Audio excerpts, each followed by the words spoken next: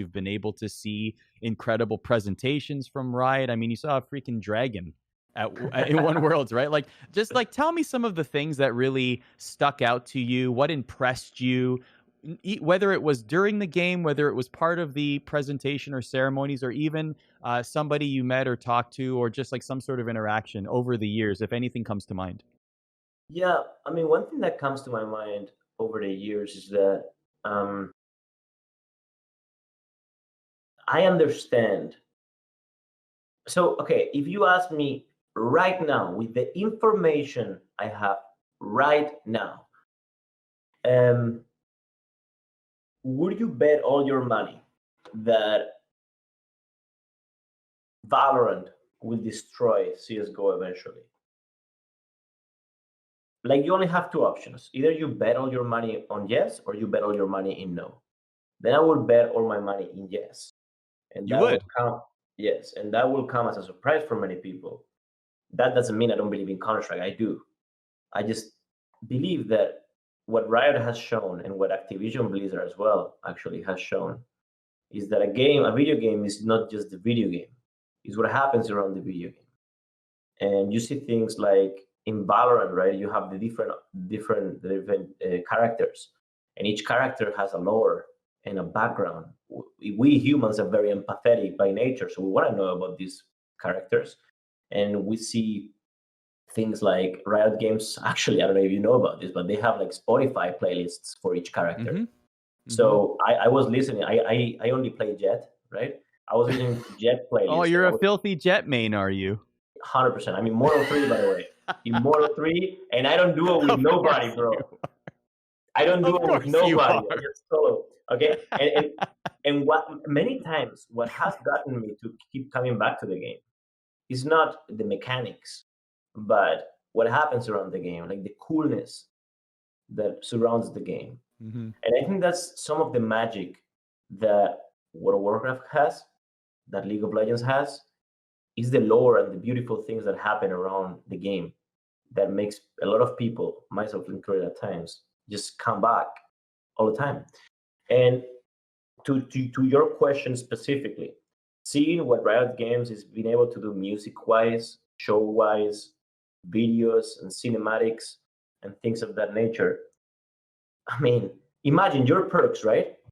You actually main Yasuo, and Riot Games creates a banger song with a banger cinematic where you, with your face and the G2 logo, I have goosebumps, are showcased as Yasuo. And then the song is like, rise, bam, and then Yasuo just slides the... Dude, how can Perks not want to play League of Legends after that? Or anybody that's a G2 fan. Like, the amount of Yasuos picked after that cinematic in solo queue is probably insanely high. So now coming back to the point, yeah, I that's why I would bet all my money in yes, it will, end up destroying in terms of numbers of people playing the game. Counter-Strike, because in Counter-Strike, the only thing you have going for you is the mechanics, and I love the game to death. I really do, and we keep investing a lot of money, more than Valorant even right now. But yeah, the game. What is the long tail? Where's my lore? What is the shows that surround the video game? What is the... You know what I'm talking about, and I think that's one of the things I've learned. That video games are not just video games; they're experiences. They are whole. Yeah, they're a whole experience. Mm-hmm. If you enter right now an Adidas shop or something, it's no longer just a shop; it's an experience. You see maybe some ninja's face somewhere. Maybe you see a feeling, an inspiration, a video here, colors there, bam. It's a whole experience. And I think the Riot Games does that immensely well. And as a team, those things motivate us immensely too. You mentioned Valorant, so I actually just want to ask one question about it before we get back to League and wrap up. But where do you see Valorant Esports in 2 years, 5 years, 10 years? 2 years, already structured esports ecosystem in place, with a similar system that League of Legends has. In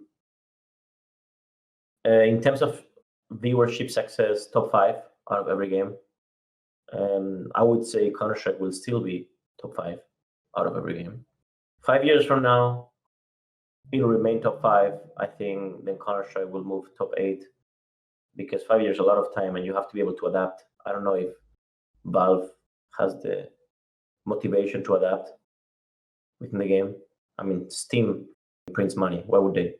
And 5 years from now with Valorant, I think Valorant, what it's doing really well is they keep you coming back. I think that people from Counter-Strike fear change.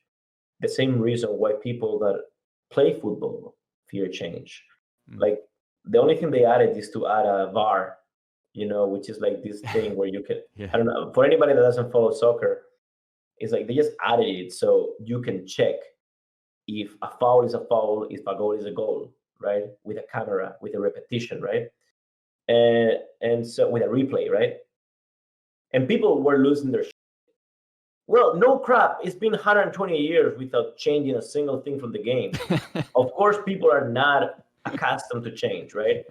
But League of Legends, tell you what, League of Legends changes every 2 weeks or 3 weeks, and everybody embraces it and loves it, okay? People will learn to embrace and love Valorant changing every few weeks or months too.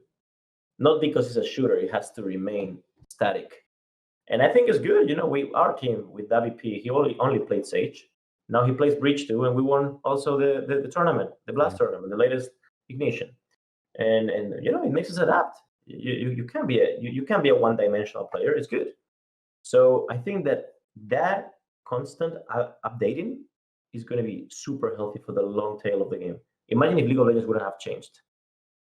If I log into League of Legends, I still see people that played 10 years ago, 10 hours a day, still playing 10 hours a day today. I don't see that in Counter-Strike.